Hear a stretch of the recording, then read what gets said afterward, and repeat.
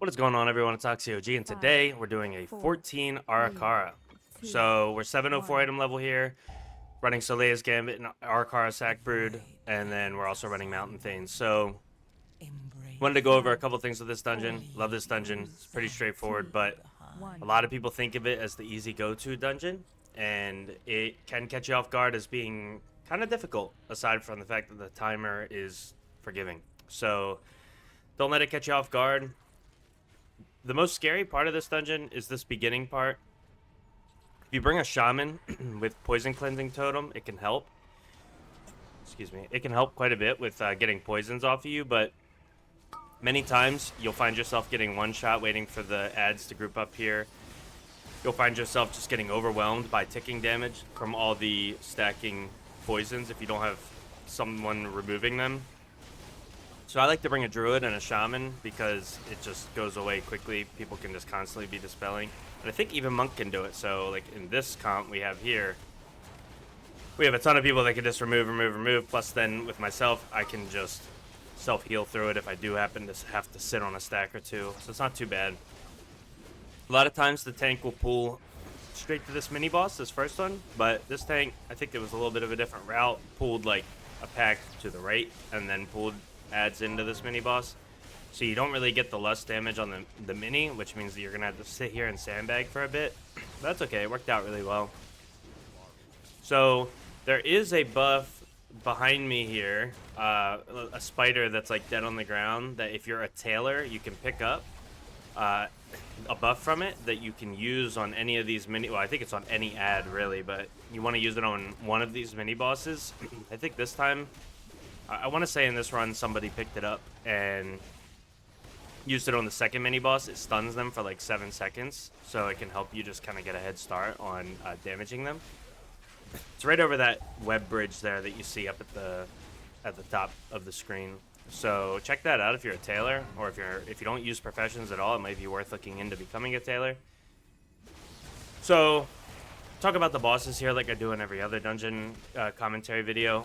First boss is going to be Avanoxx or Avanoxx. So this spider boss is going to be sort of tank reliant. It's going to depend how much damage you can do to the boss rather than just having to swap ads. The tank should be positioning the boss like right on the edge of wherever the eggs are spawning, so that you can cleave the ads down but then also be damaging the boss. If not, you're just gonna have to hard swap to the. Sorry, I really had to clear my throat. I ate some chicken, got some breadcrumbs stuck in my throat. I'm good now. So, if not, you're just gonna have to hard swap to the ads because they have to die, and it's best if they die before the Gossamer Assault, which is where the webs start raining down from the sky. When you're doing those webs, if you have a coordinated group, you can stack up as a squad and move as a unit. Just know that you need to move every 2 web pulses. So like a lot of people will move, one web will shoot up and they think they have to move right away when a circle goes over top them, but you can wait for 2 pulses. So boom, boom, move, boom, boom, move, boom, boom, move, and it helps you conserve a tad bit more space. If you stack with your group, it'll help conserve space as well, but the boss does shoot random webs in different directions anyway, so it's not like you could completely control where all of the webs go. You still have to kind of be a little like you just got to go on the fly with it. But yeah, so it looks like here we did go and get the tailor buff. So with this tailor buff, you'll be able to spawn the ad or stun the ad for like 8 seconds, I think it is. So if you do have a tailor, just kill these ads, grab it from the spider, and that'll help you out there. On the second boss, there's really not all that much that needs to be talked about. Just, you know, dodge frontals. Make sure if you have the infest dot on you, you drop it out of the group the best you can. Especially as a warrior, we can like charge in after. So like leap out or just walk out and then drop it and charge right back in. It's like you don't even really lose anything out of it. Just keep it away from your friends. And yeah, I mean, just make sure that if you're getting targeted by the silken webs that will root you, just spell reflect it. If somebody's not going to get the kick, use your storm bolt to get it if they're out of range. Whatever you could do, and then also obviously just make sure that you're cleaving them down for that second boss. right before the second boss area, you have the little sentries, the guys that just sit there and just cast, and if it gets off, you have a massive, like, defender or whatever they're called that gets spawned. With those little bug guys, you just want to make sure that you save some kind of stun for them in case somebody can't get them, because they will pretty much wipe your group if they spawn one of those big defender guys, because they do a lot of AoE damage, and they take forever to kill, and they're just, you don't want them around. So just make sure that you're prioritizing using stuns for that, and your kicks should be focused on like any of the web bolts and stuff that are being cast. For the final boss, couple of things. So people are going to be targeted with the poisons that kind of go in two different directions from you. I believe it's 3 people get targeted with it. So if you're melee heavy, you're going to find yourself in close proximity to your other melee friends. And if all 3 of you, like let's say there's 3 of you, and all 3 of you get targeted with the poison debuff, that then is going to make the little poison puddles spawn out. The way that typically it's 2 people get lines that run parallel with each other, and then another person gets one that runs perpendicular with those 2. What you want to do, if you're all 3 melee, is you want to put one parallel line on one side of the boss, and one parallel line on the other side of the boss, and then the perpendicular line should be on the like northern side or southern side facing. Like if this is east and west where you have your parallel, they're either south or north, and then you kind of create like a letter N, a lowercase letter N, and then everybody's puddles will just get shot out, and there'll be no harm, because you can't always know where your healer is going to dispel them or where somebody might be, cleansing them. So you don't want to hit your friends. So that's how I've found to be the best way to kind of avoid in a pug scenario getting hit by them. I just immediately, if I'm a parallel line, I go straight to the side of the boss and hope that the perpendicular line person is gonna like go either north or south as far as where I'm oriented. The other thing is the draw in, like when the boss is sucking everything in, you lose a lot of DPS if you leap out and get into a web and then have to use like a kick on the glob to unroot yourself and then charge back into the boss. You can very simply just damage the boss. Make sure that at about 1.5 seconds you don't use the GCD, or else you might not get your get off of GCD in time to use your heroic leap. But you can leap out like when you're less than 1 second on the boss's cast, and you won't get sucked back in. And then you can just charge right back in. It's like very quick. You'll see me do it. So just a little tip for that boss. But overall, this dungeon's not bad. If you get past the beginning and all the poison, you're going to rock on it. It's going to be easy. We do good damage on this boss, which feels really nice. And yeah, I love it. It drops the Ara-Kara sack brood, which is what we all are looking forward to, among a couple of other trinkets. So enjoy. Hope you all like this video. Like, comment, and subscribe for more. Let me know how I'm doing. Let me know if there's anything you'd like to see. And I will see you all for the next video. Thank you so much for watching. Enjoy the rest of the run. Peace.